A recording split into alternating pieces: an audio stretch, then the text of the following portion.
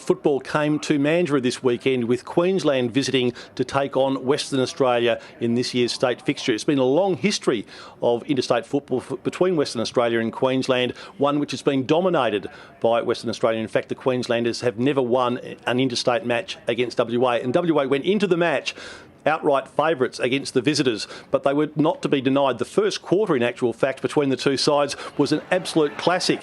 It was very, very hard fought. It was a low-scoring first term. In fact, Western Australia only kicked one goal in the first quarter, and Queensland two. WA were very inaccurate. You see Tim Gapin kicking accurately there, but 1-8 to Western Australia after they had most of the play in the first quarter. They were well held by Queensland, who were just 1 point behind it quarter time. WA, however, dominated the second quarter, particularly the first half of the second quarter. Ash Hansen chipped in, kicking 2 goals for the term, and was quite a dominant player up forward. Western Australia really controlled the ball in the midfield. They took the most of their opportunities, with Tim Gapin, you see, snapping another goal there. When they went forward, they were able to score.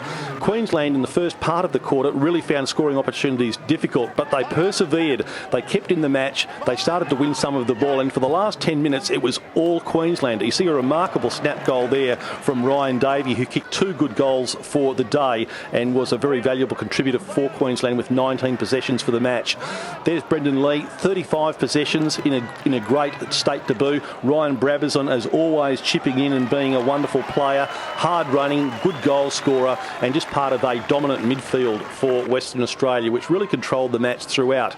But Queensland would never be denied. They trailed by 23 points at half-time and then by 43 points at three-quarter time. It seemed that the match was totally beyond them. At 1 point in the final quarter, Western Australia kicked out to a 50-point margin, and it looked as though it was a hopeless cause for Queensland. But they're to be congratulated. They stayed tough, they worked hard, they never gave up hope, and it was a remarkable final quarter when Queensland kicked 8-4 to Western Australia's 2-3, and in that remarkable performance, Dane Zorko kicked 3 goals for the term, and Queensland just kept on coming.